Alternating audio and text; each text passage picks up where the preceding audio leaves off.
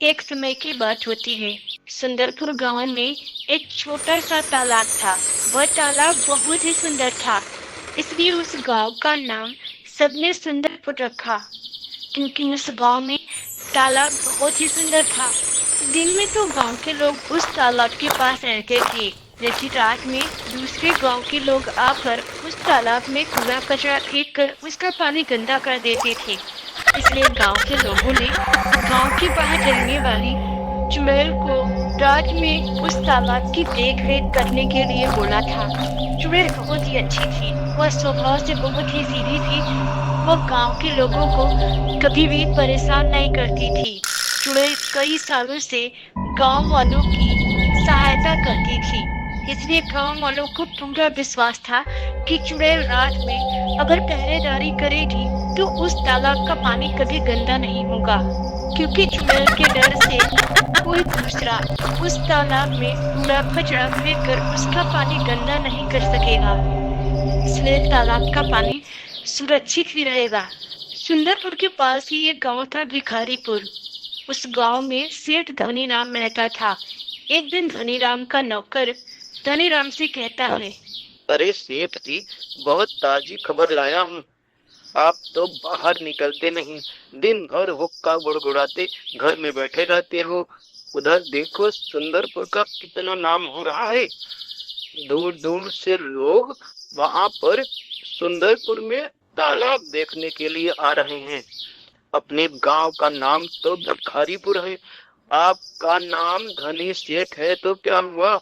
आप अपने गांव के लिए कुछ करते क्यों नहीं? ऐसे ही रहा तो कभी कोई हमारे गांव में आना नहीं पसंद करेगा। हमारे गांव का नाम भिखारीपुर का भिखारीपुर ही रह जाएगा। उधर देखो, धनीपुर में वो सुंदर तालाब होने के कारण उसका नाम सुंदरपुर पड़ गया। सुंदरपुर में इतना सुंदर तालाब है कि उसका नाम सुंदरपुर पड़ गया। आप अपने गांव के लिए कुछ सोचते क्यों नहीं? ऐसे हाथ पर हाथ धरे बैठे रहोगे तो एक दिन आपका नाम भी धनी राम से भिखारी राम हो जाएगा। अरे झुरमू, तुझे क्यों ऐसा लगता है कि मैं दिन भर हुक्का गुड़गुड़ाते घर में बैठा रहता हूँ? मुझे गांव की सारी बातों का पता है। मैं भी देख रहा हूँ आजकल सुंदरपुर का नाम कुछ ज्यादा ही ऊपर हो रहा है। लगता है मुझे कुछ न कुछ करना पड़ेगा। इसके बाद सेठ धनीराम एक तांत्रिक को बुलाता है और उससे सारी बातें बताता है और उसे ये भी बताता है कि कैसे उस तालाब की सुरक्षा उस गांव की चुड़ैल करती है। जब चुड़ैल रात में तालाब की रखवाली कर रही होती है, तभी तांत्रिक चुड़ैल के सामने आ जाता है। तांत्रिक को देखकर चुड़ैल कहती है, अरे तू कौन है और इतनी रात को यहाँ आने की हिम्मत कैसे की? तुझे पता नहीं इस तालाब की रखवाली मैं करती हूँ। जल्दी भाग जा यहाँ से। अगर तूने इस तालाब में कुछ कूड़ा कचरा फेंका तो मैं तुझे जिंदा खा जाऊंगी। लगता है तुझे पता नहीं, इसलिए मेरी इतनी जबान चल रही है। चुड़ैल, मैं एक तांत्रिक हूँ और किसी ने मुझे तुझे यहाँ से भगाने के लिए भेजा है। नहीं तो मैं अपने तंत्र विद्या से इस तालाब का पानी दूषित कर दूंगा। ऐसे कर ये गाँव वाले हमेशा की तरह तेरी तरह चुड़ैल बन जाएंगे। नहीं तांत्रिक, मुझे नहीं पता कि मुझे पकड़ने के लिए तुझे किसने भेजा, लेकिन अगर जिस दिन मैं चलाने जाऊंगी मैं उससे जिंदा नहीं छोड़ूंगी। लेकिन उससे पहले कि तू इन गांव वालों को कोई नुकसान नहीं पहुंचाएगा। ये गांव वाले बेचारे बहुत अच्छे हैं, जहाँ बोलेगा मैं वहाँ तेरे साथ चलूंगी। वालों को बचाने के लिए चुड़ैल चुपचाप उस तांत्रिक के साथ जाने लगती है। चुड़ैल को जाता रात में अपने छत पर घूमता हुआ बबलू देख लेता है। अरे ये क्या? ये तांत्रिक तो चुड़ैल को पकड़ के लेके जा रहा है। अगर चुड़ैल चली गई तो हमारे गांव का तो पूरा नाम ही खराब हो जाएगा और इस तालाब के पानी को कोई भी बंदा करके चला जाएगा। फिर हमारे गांव में ना हम बचेंगे ना ये तालाब। अरे गांव वालों उठो, जल्दी निकलो अपने घर से बाहर। अरे वो पाखंडी तांत्रिक अपने गांव की चुड़ैल को पकड़ के लेके जा रहा है। अगर चुड़ैल चली गई तो हमारे गांव के तालाब का पानी बिल्कुल गंदा हो जाएगा। फिर तो हम लोग इस गर्मी में बिना पानी के ही मर जाएंगे। जल्दी निकलो घर से बाहर। अरे गांव वाले इतनी रात को गला फाड़ फाड़ कर क्यों चिल्ला रहा है? हमारी तो नींद खराब कर दी। अब कौन तांत्रिक अपने गांव में आएगा?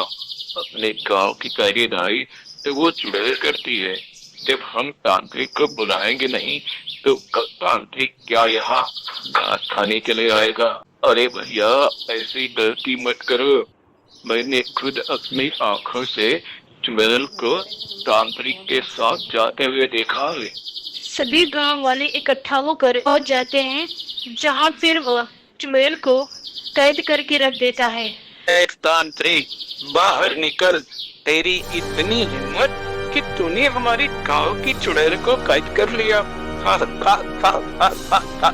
पहली बार मैंने देखा है कि गांव वाले ये चुड़ैल को छुड़ाने के लिए मेरी झोपड़ी तक आ गए। एक तांत्रिक पहले ये बता कि तुझे चुड़ैल को पकड़ने के लिए भेजा किसने? हमने तो तुझे बुलाया नहीं और तू बगैर किसी की बुलाए इस चुड़ैल को पकड़ने के लिए आएगा नहीं। अगर तुम नहीं बताएगा गाँव वालों, मेरा तो काम ही है भूत और चुड़ैलों को पकड़ना। तुम्हारा गाँव इस चुड़ैल की वजह से बहुत सुरक्षित था, इसलिए मुझे सेठ धनीराम ने इस चुड़ैल को कैद करने के लिए बोला। सेठ धनीराम की इतनी हिम्मत कि उसने मेरे गांव की चुड़ैल को पकड़ने के लिए तांत्रिक को भेजा। अब हम सब गांव वाले सेठ धनीराम क्या चाहते हैं फिर उसे सबक सिखाएंगे। अरे ओ धनीराम, धनीराम घर से बाहर निकलो। खुद तो अपने गांव में कुछ किया धरा होता नहीं और अगर दूसरे गांव का नाम खराब करने की हमेशा तुले रहते हो। खुद तो अपने गांव में कुछ बनवा के दिखाओ। हो तो नाम के धनी, पहले निकलो घर से बाहर, फिर हम तुमसे बात करते हैं। गांव वालों की आवाज सुनकर सेठ धनीराम डरते डरते घर से बाहर निकलता है। वह जैसे ही घर से बाहर निकलता है, चुड़ैल उसका गला पकड़ लेती है और उसे हवा में ऊपर उठा देती है। अरे चुड़ैल छोड़ दिया मुझे, लेकिन मैं भी क्या करता? तेरी वजह से मेरे गांव का नाम बहुत खराब हो रहा था, इसलिए मैंने तांत्रिक को बुलाकर तुझे कैद करने के लिए बोला। मुझे क्या पता था एक गांव वाले तुझे तांत्रिक से छुड़ा लेंगे। सेठ धनीराम की बातें सुनकर चुड़ैल जोर से उसका गला दबाने लगती है। तभी गांव वाले चुड़ैल से कहते हैं, अगर तुमने दोबारा ऐसा करने की कोशिश की तो हम तुम्हें जिंदा नहीं छोड़ेंगे। तुम भी अपने गांव में कुछ अच्छा काम करो जिससे तुम्हारे गांव का नाम बढ़े। अगर दूसरे गांव वाले कुछ अच्छा कर रहे हैं तो तुम उससे बिगाड़ने के लिए क्यों लगे रहते हो? तुम्हारी वजह से तुम्हारा गांव भिखारीपुर का भिखारीपुर ही रहेगा। अरे तुम तो उसे अपने नाम की तरह धनी बना लो। उस दिन के बाद से धनीराम